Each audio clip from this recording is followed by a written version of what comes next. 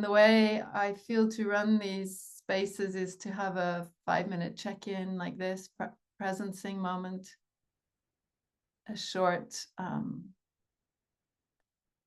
inspiration, let's say, transmission, which leads into journaling, to drop into that deep well of wisdom within.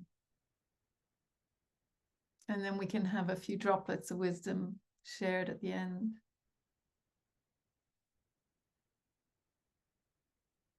Wisdom does not stay within the lines. We had to learn at some point to draw and to color within the lines, to write correctly, to do exams that had one right answer.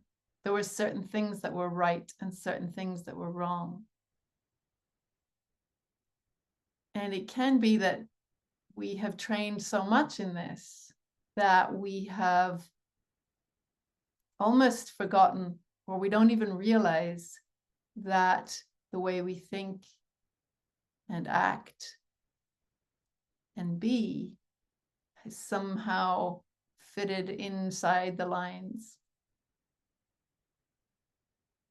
inside some sort of norm. This afternoon, I spent a couple of hours in an artist's studio. And the task was to take both hands and draw at the same time.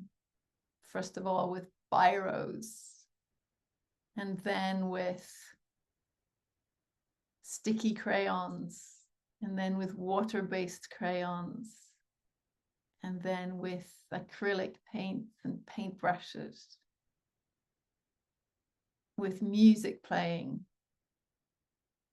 And I noticed after a while that I was staying inside the lines, inside the paper. I was sitting on one side of the table.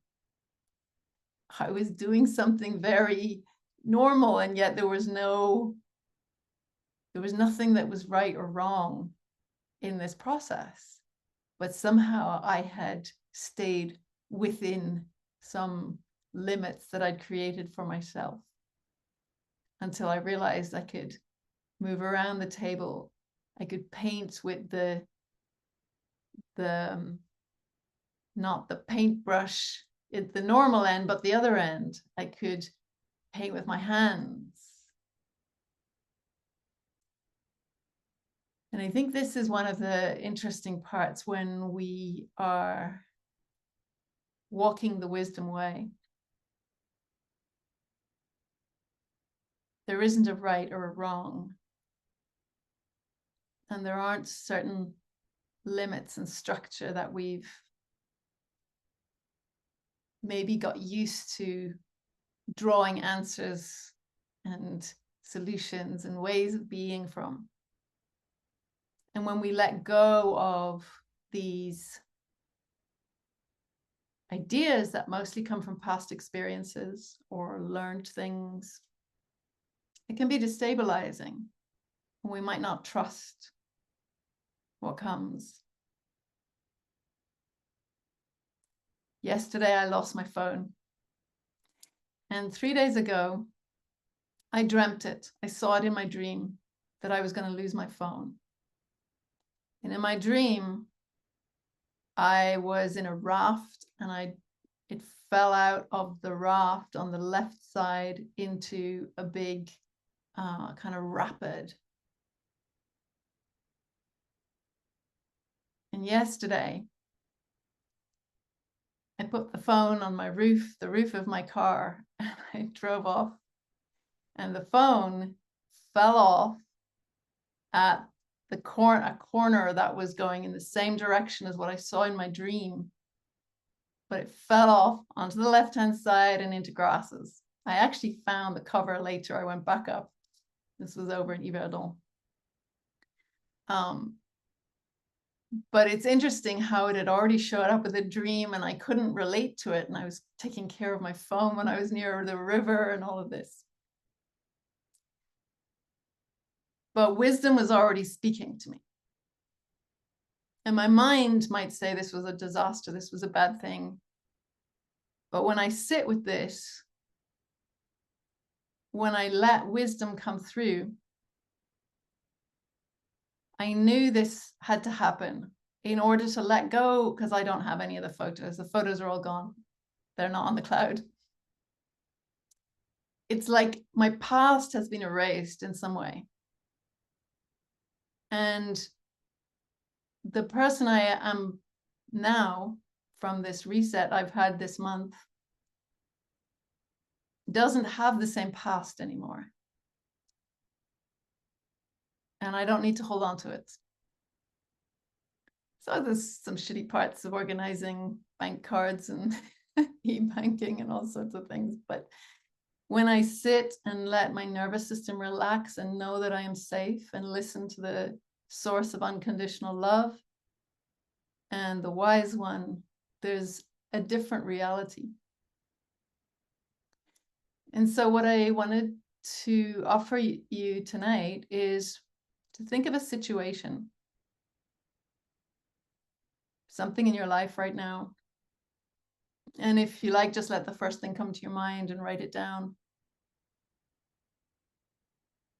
And what is the attitude or belief that you have around that? And literally just a few words. Don't overthink this, just a few words.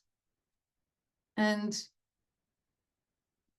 when you notice the situation, or it could be an attitude or an approach to something, and you see what the belief or the thought is, just write it down. See if you can separate these things: a situation, belief about it, or it could be a belief about yourself,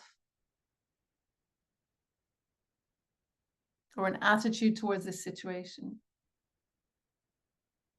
And then what could be another reality? What could be another truth? What could be another story?